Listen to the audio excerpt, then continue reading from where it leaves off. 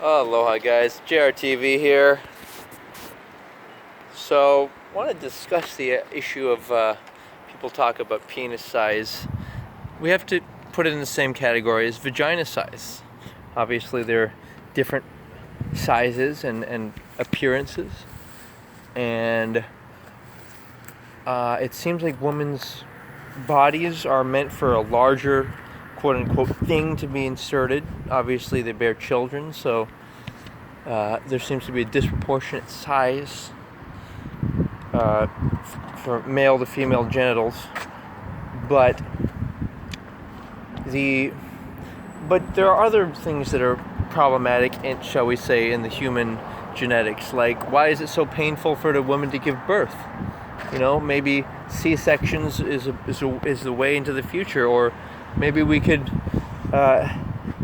have children grow in laboratories, and it'd be not a kind of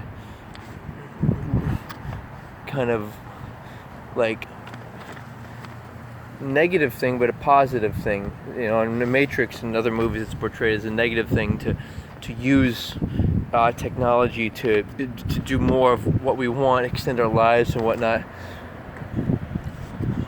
So the issue here is, first of all, where does that thought even come up? Well, perhaps watching pornography or movies, Hollywood. That people will make these types of jokes or references. And first of all, it's rude. Just like talking about breast size, penis size, breast size. It's an antisocial thing to talk about. I actually think it's quote unquote politically correct to talk about pussy, woman's vagina, kind of celebrate it in a way. In a subtle way. But the issue is that sometimes one might feel anxious or whatnot, that whether they're a man or woman, that their body and their sex organs are not up to par. Like, it's quote, in theory, it's just as unfavorable for a woman to have a larger vagina than a man inconsistently sized penis size. And we need to stop thinking of it in terms of the sexual element of it, but just in terms of pleasure. Like, it's pleasing another person. It's giving them your energy, your passion. You know, people make the mistake of saying, oh, I got all these bitches or all these people or whatever. You know, I play around, whatever. I got lots of girls, boys. That's all child's play. That's not what adults do. Adults know who they are and know that their sexual ability and also being in good health and virility, that is something to give, a gift that they're supposed to give to somebody. And so all this idea of people cheating because a person has a more attractive body, that's all stuff that people do who are not married and dream mates and in love. And that's the mistake that society often makes, is that they look at things through that lens, like, oh, I wish I was the people in that pornography, or I wish I was the people in Hollywood, or all these relationships, and oh, I wish I could seduce a bunch of people with my body or wealth. But guess what? You actually, if you think about it, you actually wouldn't want to be with that. And the only people who worry about their body and everything is people who don't believe in the dream mate theory, which states that I am,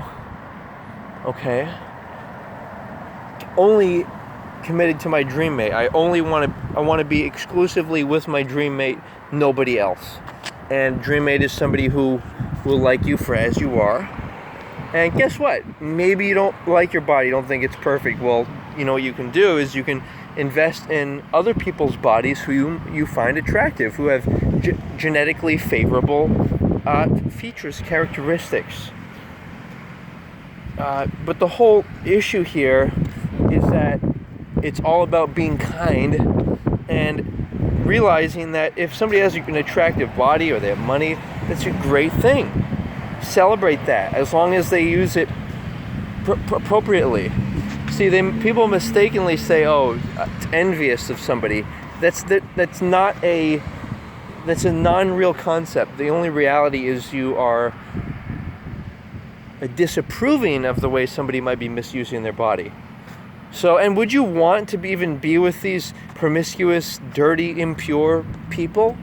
Like, start seeing things from that point of view of you want somebody to be with who they want to be. Let's say somebody likes certain body parts or body types. Feel great about that. Feel like, okay, I'm glad for you. I hope you get what you want, and I hope I get what I want. And it's not even a question. Like, people would think that the body is the prime attractor, but a lot of people find each other's bodies attractive. So there's actually something more that has to happen, and that can happen. And that is that you know who you are, you know your dreams, you know your values, and then you find somebody based upon that, somebody who you're not seeking for the sake of pleasure, you're not seeking for the sake of lust, for sex. It's either lust or love. You're either people say, oh, I'm trying to experiment with somebody, try to maybe, no, you can do all of that discussion and learning on the internet, learn about each other, send pictures of each other, revealing pictures. This is an important, healthy thing to do.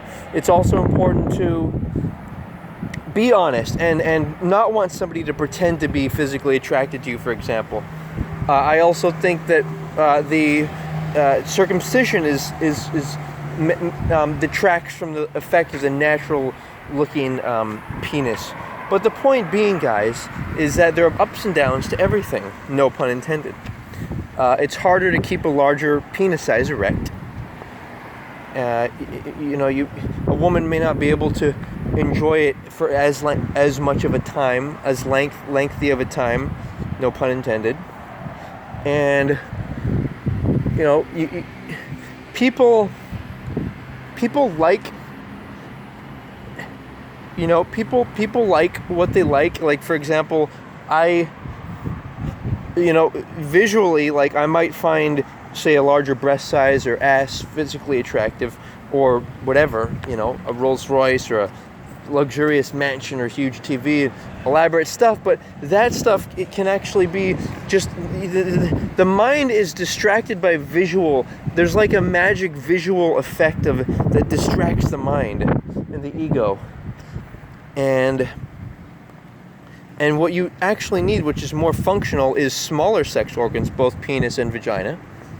And not to mention the clitoris, which is great. Are men so concerned with breast size, nipple size, appearance, ass, clitoris, vagina? Not so much so. You know what I mean? So that's something we really have to take into account when considering these things. And there are ups and downs to everything. And make it a sacred thing. Make it so it's loving. You share it with somebody you care about. That's positive stuff, right?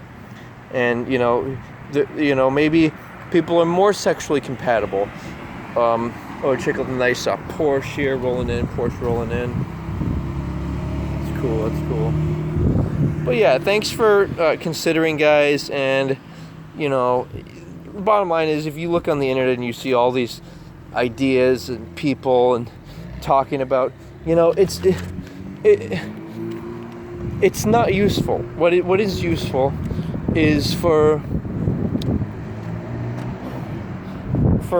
you to prepare and get ready for your dream mate, and don't let anyone who's your non-dream mate interfere with that. All right.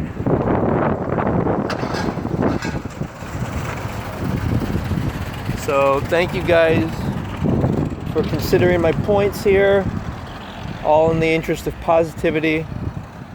It same goes, like I was saying, with breast size. Like, I prefer women with slimmer breasts because they don't interfere as much with sexual activity and exercise and stuff to that effect. So, and people have their preferences, so want them to celebrate that, celebrate the diversity of humans, and realize you'll always feel better focusing on your dream mate and getting closer to her. And just focus. Don't worry so much about, will a woman find you attractive? You be the man, and you fucking love her. Of course, give oral pleasure, all of that. First, you have to learn how to get in the mood too.